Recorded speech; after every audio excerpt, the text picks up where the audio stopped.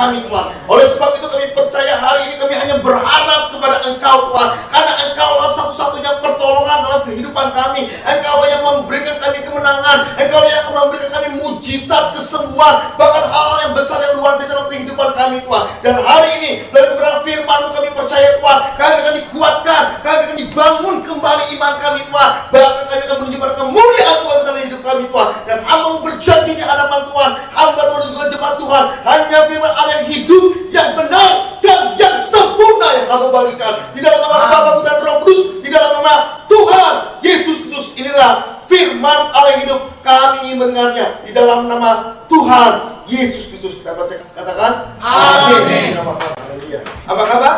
Luar biasa, hebat, dahsyat, ajaib kita. Amin. Puji nama Tuhan, luar biasa.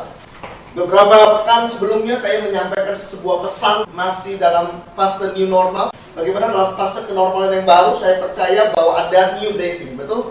Ada new future, ada new heart, dan ada juga new mental, ya. Jadi pada waktu kita mengalami kenormalan yang baru, ada hal-hal yang hebat yang Tuhan akan berikan dalam hidup kita. Yang pertama, Tuhan mau berikan kita berkat. Yang kedua, masa depan yang baru. Maka itu ada new future. Tuhan mau memberikan kita new heart, hati yang baru, yang merupakan petunjuk arah untuk mendapatkan berkat dan masa depan yang gemilang, ya.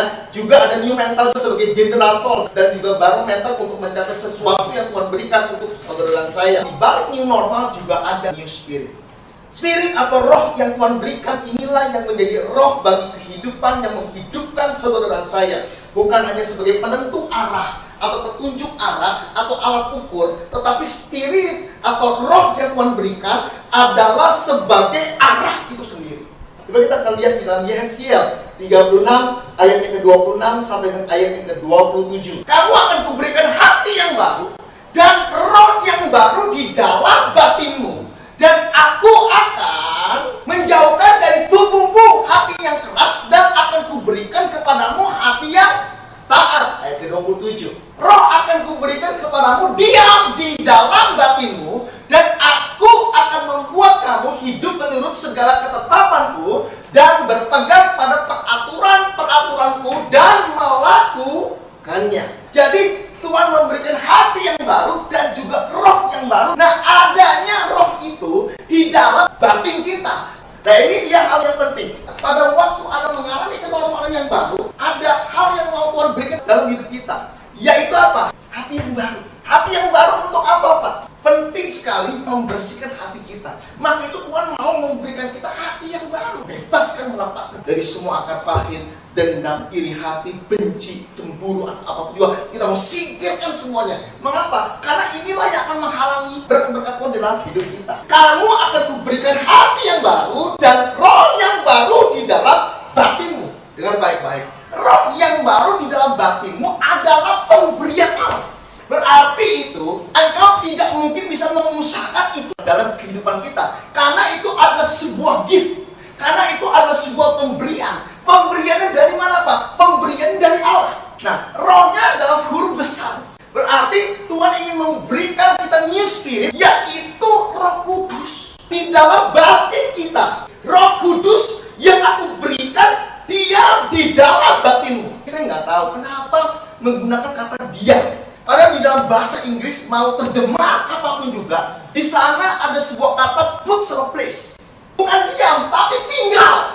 Tinggal dan hidup. Tapi di Indonesia kan berbeda sekali. Diam. Berarti kalau gitu nih, dia tuh Roh Kudus itu cuma diam doang. No.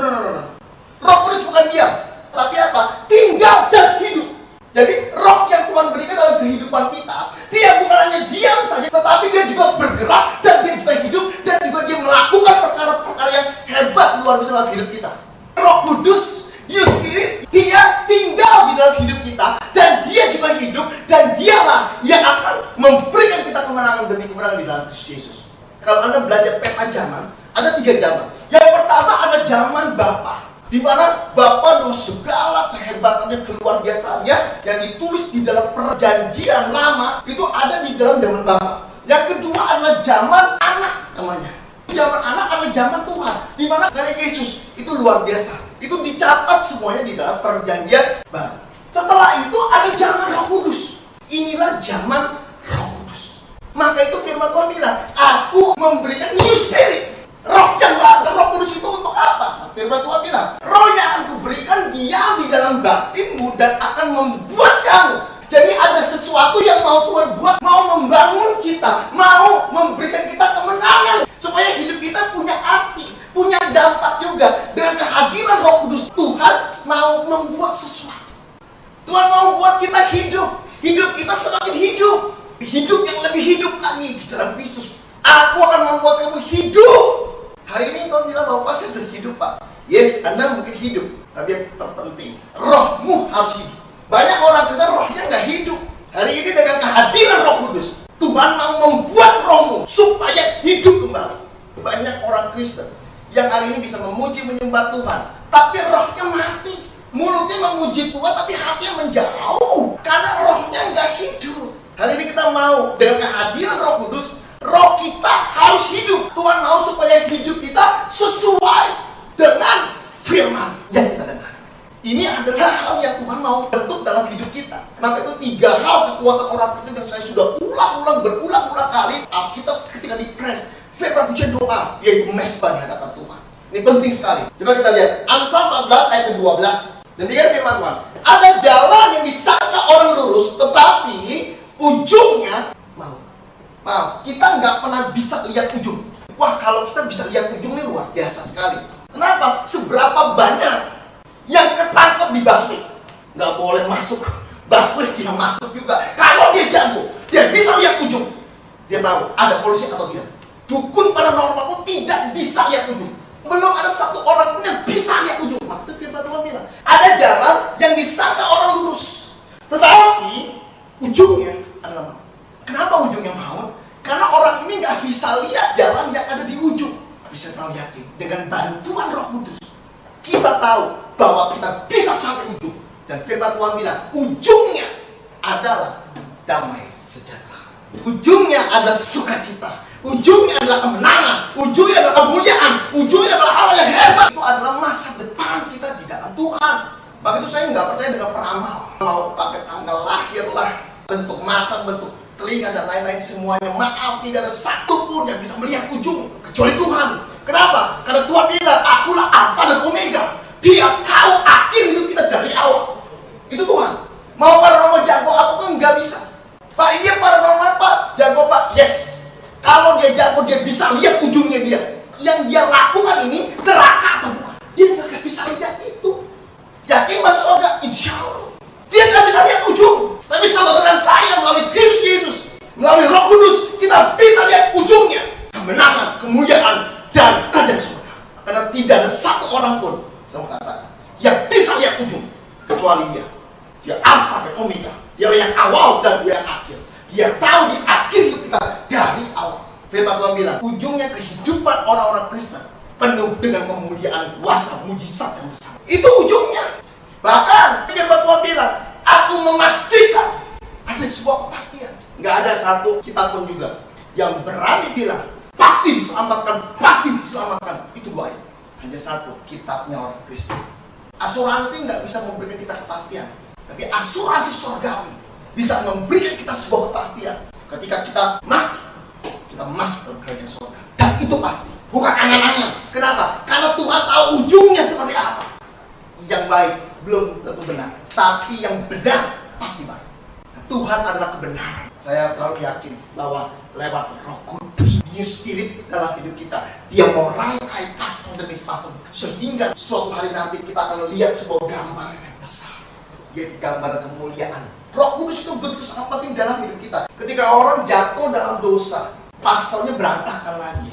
Coba kita lihat di dalam Mazmur 51 ayat ke-13. Jangan membuat aku dari hadapanmu, dan jangan mengambil rohmu yang kudus daripadaku. Pada waktu Daud berbuat dosa, dia jatuh dalam Betseba, Daud bilang cuma satu, Tuhan jangan mengambil rohmu, yaitu Roh Kudus. Ambil rohku nggak ada masalah, tapi Roh Kudus jangan pernah ambil. Kenapa? Karena satu hal, Roh Kudus menjadikan sebuah jaminan dalam kehidupan. Begitu berarti kehilangan yang namanya berkat nggak ada masalah. buat Daud. Kehilangan yang namanya teman tidak ada masalah buat Daud. Kehilangan yang namanya jabatan atau apapun juga tidak ada masalah buat Daud. Tapi jangan pernah ambil Roh Kudus. Karena Roh Kudus bukan hanya penentu arah, tapi dia arah itu sendiri dalam hidup kita. Daud keberhasilannya cuma satu, karena Roh Kudus. Maka itu di dalam 1 Samuel 20 ayat ketiga. Demikian firman Tuhan. Tetapi Daud menjawab katanya, ayahmu tahu benar bahwa engkau suka kepadaku, sebab itu pikirnya tidak boleh Jonathan mengetahui hal itu, nanti ia bersusah hati. Nah ini dia. Namun demi Tuhan yang hidup dan demi hidupmu, hanya satu langkah jaraknya antara aku dengan maut. Dia menyadari tanpa Roh Kudus, satu langkah dia melangkah adalah maut. Keberhasilan Daud karena Roh Kudus dalam hidupnya. Peran Roh Kudus ini sangat penting sekali. Maka itu Roh Kudus bukan hanya diam, tapi dia tinggal dan dia hidup, dan dia ingin melakukan perkara-perkara yang luar biasa dalam kehidupan kita sebagai orang-orang percaya. Maka itu di dalam Roh mengatakan bahwa Roh itu membantu kita dalam kelemahan kita. Pada waktu kita tidak bisa berdoa di hadapan Tuhan, Roh itu membantu kita untuk berdoa dan di-forward ke Allah. Itu peran siapa? Roh Kudus. Daud tahu persis sekali sepenuhnya keberhasilan dalam hidupnya itu bukan karena kehebatan dia, bukan karena pengetahuan dia, bukan karena apa yang dia bisa lakukan yang terbaik, yang sempurna, yang hebat bahkan, tetapi dia tahu adalah karena Roh Allah, adalah karena Roh Kudus, yaitu new spirit yang Tuhan berikan dalam hidupnya. Markus 12 ayat 36. Coba kita lihat. Demikian firman Tuhan. Daud sendiri oleh pimpinan Roh Kudus dipimpin sama siapa? Roh Kudus, saudara. Daud sendiri oleh pimpinan Roh Kudus, Tuhan telah berfirman kepadanya, Tuanku duduklah di sebelah kananku sampai musuh-musuhmu ku taruh di bawah kakimu. Berarti Daud dipimpin sama Roh Kudus. Ada new spirit dalam hidupnya dia yang diberikan. Dipimpin bagaimana Pak? Dipimpin supaya apa yang mustahil menjadi tidak mustahil. Dipimpin apa yang tidak mungkin menjadi mungkin bersama-sama dengan Roh Kudus. Tidak ada yang mustahil. Kenapa? Roh Kudus membantu kita. Bahkan dalam berdoa pun, hal yang kecil yang membantu kita dalam berdoa. Saya nggak bisa doa Pak dengan baik-baik. Roh Kudus itu membantu dalam berdoa. Bahkan dengan bahasa-bahasa yang tidak bisa terucapkan, dia membantu kita. Dia yang mendorong kita, yang menghibur kita. Orang yang ada Roh Kudus, hidupnya berbeda pasti. Nah begitu juga dengan Musa. Di dalam Keluaran 33 ayat ke-15 mengatakan, berkatalah Musa kepadanya, jika engkau sendiri tidak membimbing kami, jangan suruh kami berangkat dari sini. Musa bilang, jika rohmu tidak ada dalam hidupku, jangan suruh kami untuk pergi. Kenapa? Karena peran dari rohnya Tuhan, peran dari Roh Kudus yang begitu sangat luar biasa, yang menentukan hari ini Anda berhasil atau tidak. 2 Korintus 1 ayat 21 sampai ayat 22. Demikian firman Tuhan, sebab dia yang telah meneguhkan kami bersama-sama dengan kamu di dalam Kristus adalah Allah yang telah mengurapi, memeteraikan tanda miliknya atas kita, dan yang memberikan Roh Kudus di dalam hati kita sebagai apa? Jaminan. Roh Kudus bukan hanya pribadi, bukan hanya pertolongan, bukan hanya kuasa, tapi firman Tuhan bilang, Roh Kudus ini menjadikan sebuah jaminan dari semua yang apa? Disediakan sama Allah. Apa yang Allah sediakan? Ada berkat Pak? Yes. Kesehatan, kesembuhan? Yes. Yang menjamin kesembuhan itu harus masuk dalam hidupmu. Engkau alami, dijamin oleh Roh Kudus. Dan Roh Kudus itu luar biasa. Dia jaminan kita. Firman Tuhan bilang, harus sehat sempurna tubuh, jiwa, dan roh kita. Yang menjamin siapa? Roh Kudus. Lebih daripada asuransi. Dia memastikan kita harus dalam keadaan baik-baik saja. Yang menjamin hari ini usahamu berhasil. Yang disediakan sama Allah, usaha kita berhasil. Berkat-berkat Tuhan mengalir dalam hidup kita. Dijamin semuanya. Roh Kudus. Kalau dia sebuah jaminan, berarti Roh Kudus terlalu yakin memberikan jaminan itu buat kita. Dan dia bisa lakukan itu buat kita. Sebuah jaminan. Dia menjamin kehidupanmu. Dia bertanggung jawab atas kehidupanmu. Termasuk pekerjaan hari ini disediakan semuanya sama Allah. Termasuk berkat hari ini disediakan semuanya sama Allah. Termasuk hari ini jodoh disediakan sama Allah. Termasuk hari ini anak juga disediakan sama Allah. Roh Kudus jamin semuanya.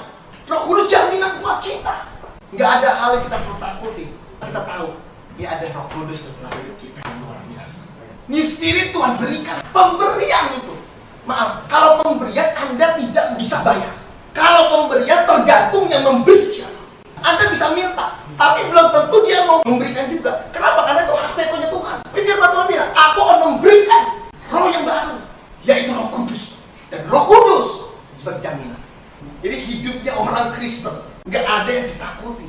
Kenapa? Karena sepenuhnya hidupnya dijamin sama Roh Kudus. Mau apapun juga. Ada satu orang yang udah hopeless sekali, datang kepada saya.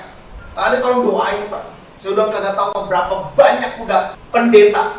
Dia mau jual rumah. Rumahnya nomornya nomor 4. 4 mati sih, namanya mati. Pokoknya 4 jelek. Udah nomornya nomor 4. Dia punya gangnya gang 13. Rumah dia tusuk sate. Ini orang udah hopeless sekali. Dia udah bilang sama saya, Pak, aduh saya udah nggak tahu Pak, saya mau jual Pak dari harga murah sampai harga saya naikin lagi, harga saya turunin lagi Pak, harga udah tiarap Pak, semua Pak, nggak ada Pak. Saya bilang sama dia, tahu tidak, Roh Kudus jaminan kita. Firman Tuhan bilang, semua yang telah disediakan untuk kita, termasuk penjualan rumah yang sulit. Jaminannya siapa? Roh Kudus. Saya doakan, semua telah disediakan Allah untuk kita.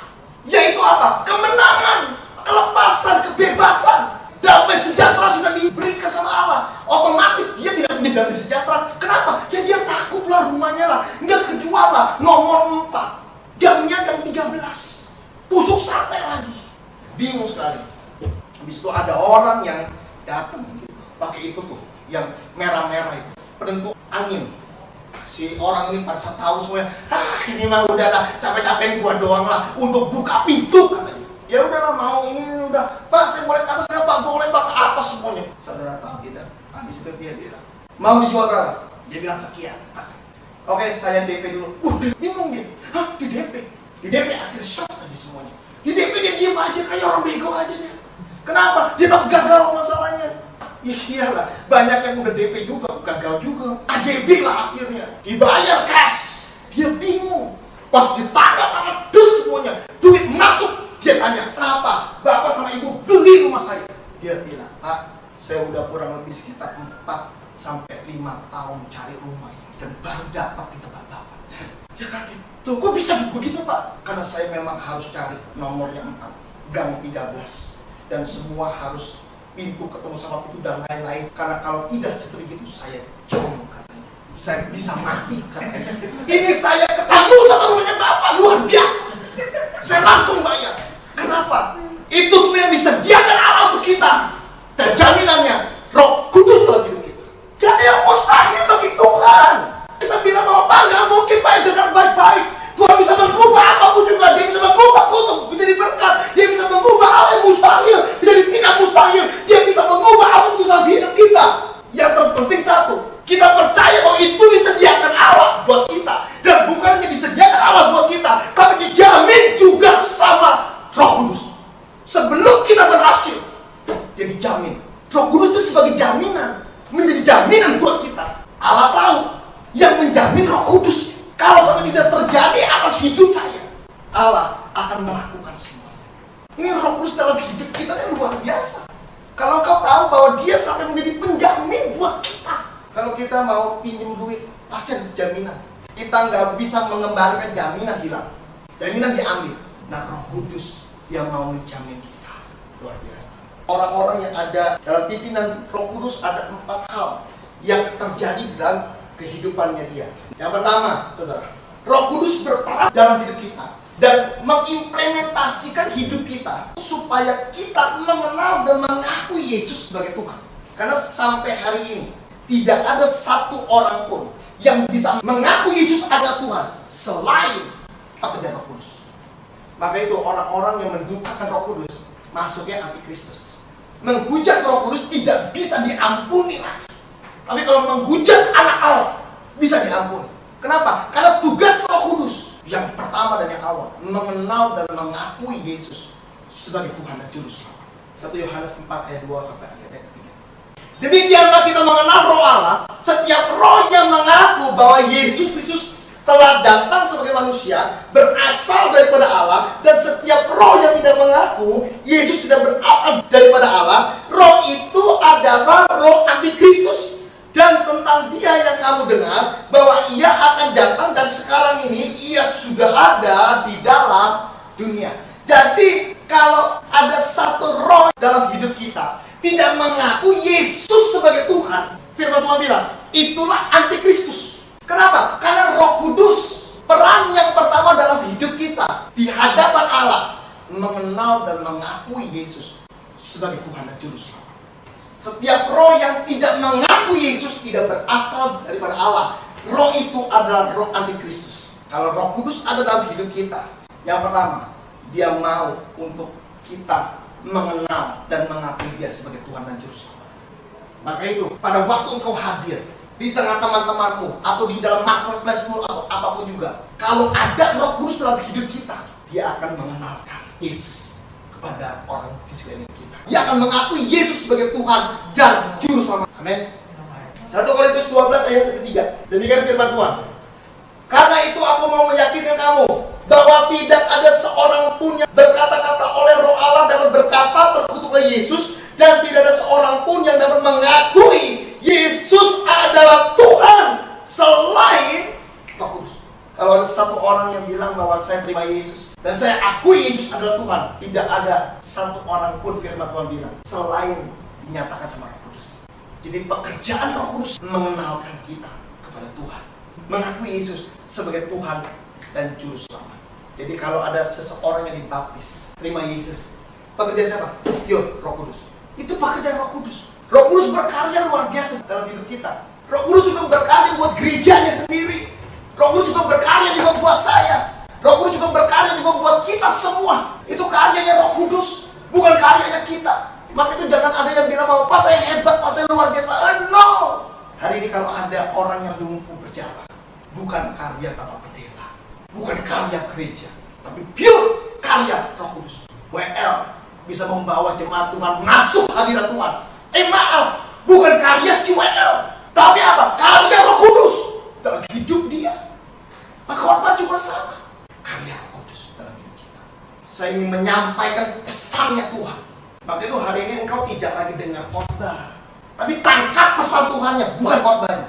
Khotbahnya banyak, di YouTube banyak, yang bagus-bagus juga ada. Tapi yang Anda harus tangkap adalah pesan Tuhan di dalam setiap khotbah yang ada. Kalau ada Roh Kudus dalam kehidupan kita. Yang kedua, sebagai saksi Kristus, yaitu saksi kebesaran Allah, kedahsyatan Allah dalam hidup kita. Yohanes 15 ayat ke-26 sampai ayat ke-27. Dengan firman Tuhan, jikalau penghibur yang akan kuutus dari Bapa datang, yaitu Roh kebenaran yang keluar dari Bapa, ia akan bersaksi tentang aku. Tetapi kamu juga harus bersaksi karena kamu dari semula bersama-sama dengan aku. Jadi kalau Roh penghibur itu datang, yang pertama akan mengakui Tuhan Yesus sebagai Tuhan dan Juru Selamat. Yang kedua, dia akan menjadi saksi.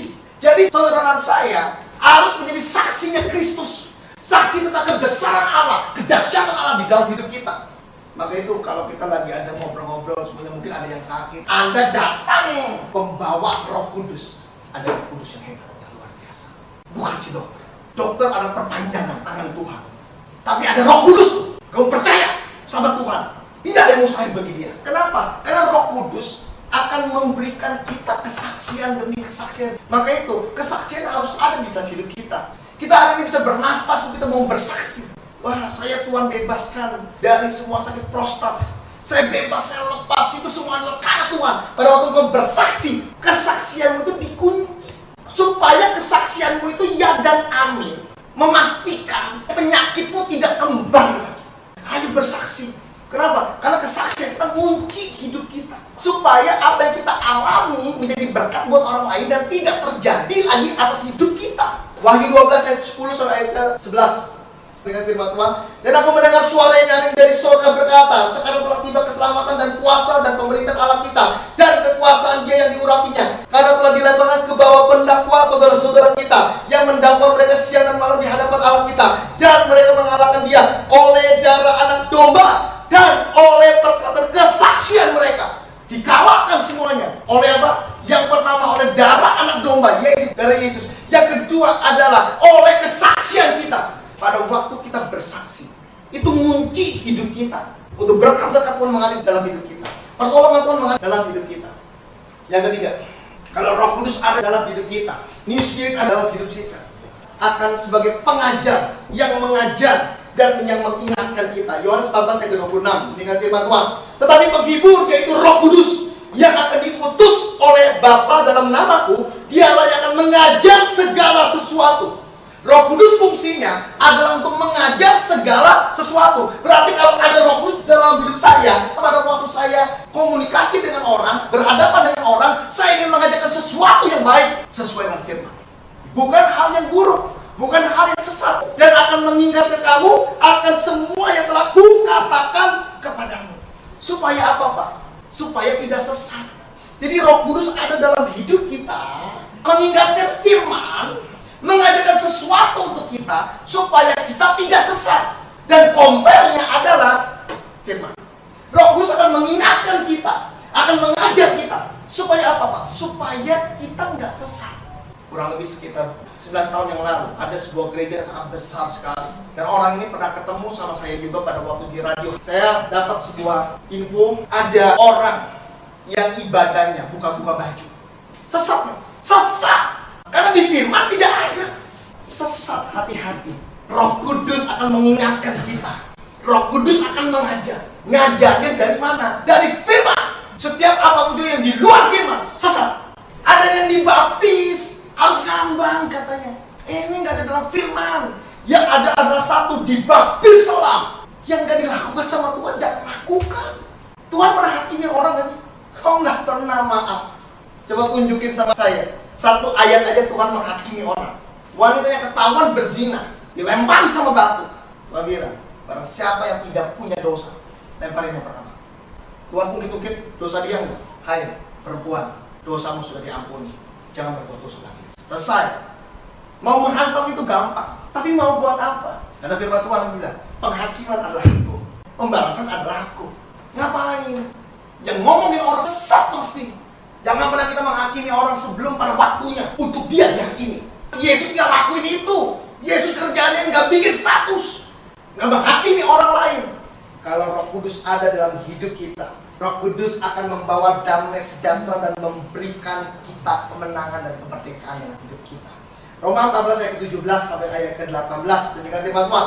Sebab kerajaan Allah bukan soal makanan dan minuman, tetapi soal kebenaran, damai sejahtera dan sukacita oleh Roh Kudus. Karena barang siapa melayani Kristus dengan cara ini, berkenan pada Allah dan dihormati oleh manusia. Untuk kita bisa berkenan kepada Allah dan dihormati sama manusia, itu semuanya dikerjakan sama Roh Kudus. Dan ada 3 hal yang terpenting adalah tentang kebenaran. Jadi kalau kita membawa diri kita, ada Roh Kudusnya, kita pasti ngucapin yang benar di hadapan Tuhan. Bukan ngucapin yang palsu, bukan ngucapin yang bohong, tapi ngucapin apa adanya, yang benar di hadapan Tuhan. Kenapa? Karena Roh Kudusnya adalah roh kebenaran di dalam hidup kita. Berarti apa yang kita ucapkan adalah sebuah kebenaran untuk membangun orang lain, bukan menyusahkan orang lain, bukan membuat orang lain kecewa, bukan membuat orang lain sakit hati. Tapi kalau ada Roh Kudus, kebenaran dalam hidup kita. Yang kedua, firman Tuhan bilang, damai sejahtera, membawa damai. Hari ini kita cross check lagi. Pada waktu kita buka status orang, damai nggak sih? Orang lain melihat status kita, damai nggak sih? Pada waktu kita ada di sebuah tempat, pada waktu kita hadir, orang-orang itu udah mulai, aduh, kenapa lagi? Yuk kita mau cross check. Kalau ada Roh Kudus, damai sejahtera. Engkau datang ke tempat ini, damai nggak? Kalau damai, berarti ada Roh Kudus. Tapi kalau engkau datang ke tempat ini tidak damai, berarti ada sesuatu yang salah. Kemungkinan besar Roh Kudusnya sedang padam dalam hidup kita. Tetapi soal kebenaran, damai sejahtera dan sukacita oleh siapa? Roh Kudus. Jadi Roh Kudus mengerjakan kebenaran. Yang kedua, Roh Kudus mengerjakan damai sejahtera dalam hidup kita. Yang ketiga, Roh Kudus membuat apa? Kita bersukacita di dalam Dia.